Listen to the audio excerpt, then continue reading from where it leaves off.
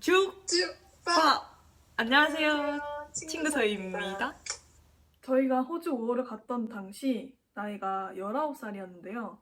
많은 분들이 저에게 어떻게 도대체 그 나이에 호주 5월을 가게 되었나 하면서 묻더라고요. 그래서 오늘은 그 이야기를 해보려 합니다. 그럼 바로 시작해볼게요. 와우. 사실 저는 학생 때부터 해외나 배낭여행에 대한 관심이 되게 많았어요. 그로 인해 자연스럽게 워킹 홀리데이까지 생각을 하고 있었습니다.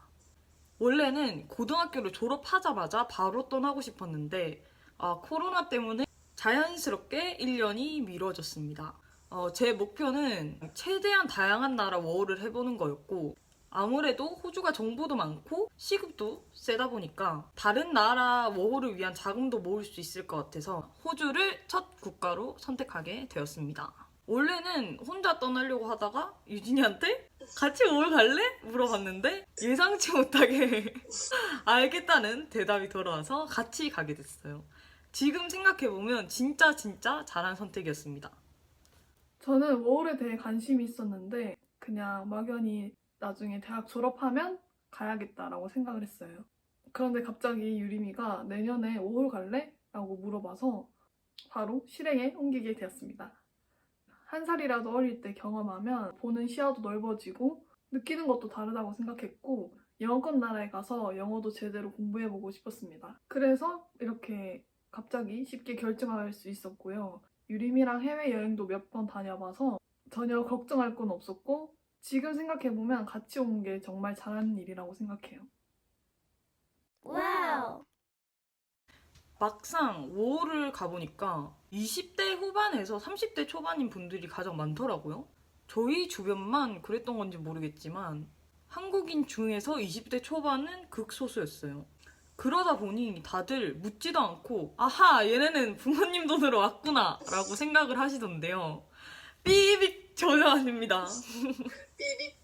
저희는 부모님 지원을 일절 받지 않았어요. 저희는 학생 때부터 꾸준히 알바를 해왔어서 모든 국내 여행이나 해외여행은 모두 저희 돈으로 해결을 합니다. 호주 워홀을 하려면 비자나 신체 검사만 해도 70만 원 가까이 나오고 호주 달러로 5천 달러 이상 있다는 잔고 증명을 해야 하는데요. 전부 다 저희 돈으로 했습니다.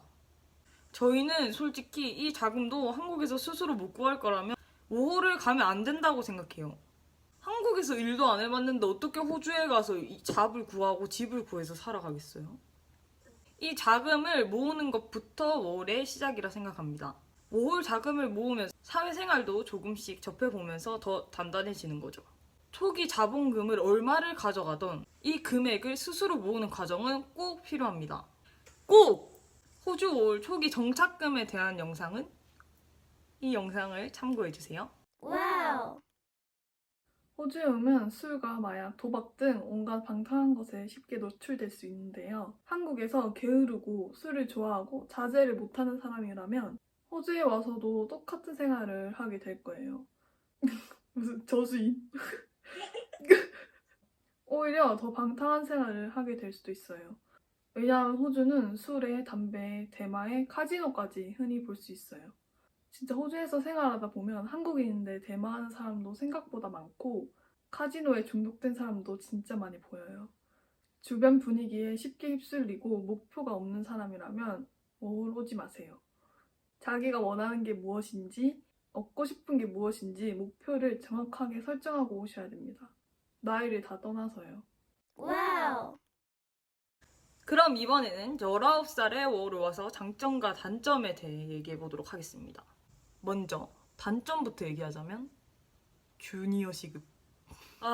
주니어 시급에 대한 영상은 위에 있는 샌드위치 영상에서 더 자세히 보실 수 있는데요. 네, 19살이면 호주에서 주니어입니다.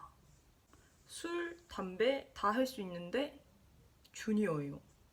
21살까지 호주 노동법에선 주니어로 정의를 하고 있는데요. 그래서 시급이 적습니다. 네, 적어요.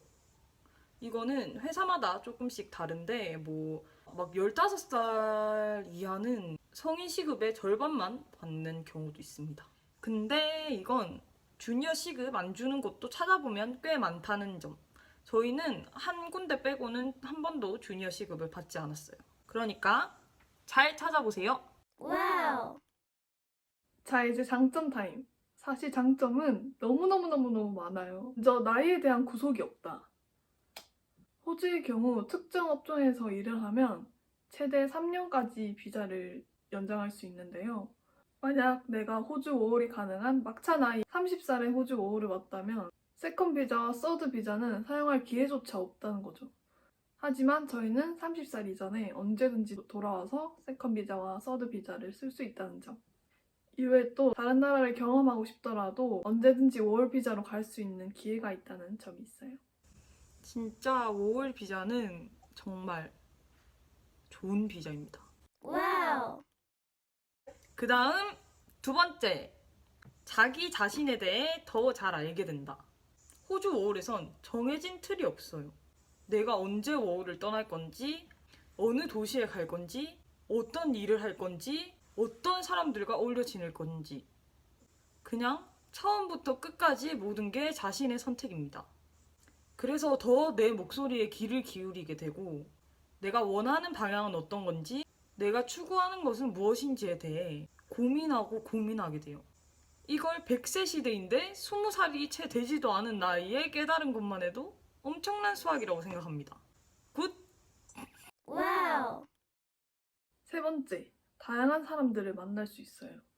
사실 한국에서 만나는 사람이라 해봤자 비슷한 또래의 동기들 아니면 교수님이 다였는데요. 호주 5월을 하며 20대 중후반, 30대 초반의 나이를 가진 분들과 대화를 하며 또 많은 것을 배울 수 있었어요. 다양한 직업에 대한 이야기도 들어볼 수 있었고 또 외국인 친구들과 어울리며 자연스럽게 다른 나라 문화들을 접할 수 있게 되었어요. 100명의 사람이 있다면 100개의 삶이 있다고 하잖아요. 5호를 통해서 다양한 많은 삶을 간접적으로 체험할 수 있어서 좋았어요. Wow. 네 번째, 생존 능력이 향상된다. 사실 워킹 홀리데이 기본은 생존입니다. 아니, 직업도 없고 집도 없고 아무런 연고도 없는 곳에 가서 지내는 건데 초반에는 그냥 진짜 생존이에요. 특히나 어린 나이에 온 애들 잘 챙겨주려는 좋은 분들도 많이 계시지만 어리다고 무시하고 뜯어먹으려는 사람도 천지빛깔입니다, 진짜. 19살이라는 나이에 정말 험난한 세상을 경험했고요. 스스로를 지키기 위한 능력치가 상승했습니다. 이거랑 관련된 썰은 곧 올라갈 예정이니 기대해주세요. 땅! Wow. 다섯 번째, 생활 능력이 향상된다. 입고 먹고 치우고 빨래하고 장보고 요리하고 그냥 생활에 관한 모든 것들을 혼자 스스로 해야 됩니다. 한국에서도 조금씩 하긴 했으나 매일 삼시세끼를 요리하다 보니 요리 실력도 많이 늘었고요. 많은 스킬도 생겼습니다. 운전도 하루에 1시간씩, 로드트립 할 때는 7시간씩 운전을 하다 보니 운전 실력도 많이 늘었죠. 장보는 스킬이나 빨래 스킬 이런 게 다 있는 게 느껴져요. Wow. 자, 오늘은 이렇게 19살에 호주 5월을 떠난 이유와 이런 사람은 5월 오지 마라. 어린 나이 5월에 대한 장단점에 대해 이야기를 해봤는데 어떠셨나요? 그럼 이번 영상이 좋으셨다면 구독, 좋아요, 댓글, 알람 설정까지 부탁드려요. 그럼 다음에 만나요. 안녕!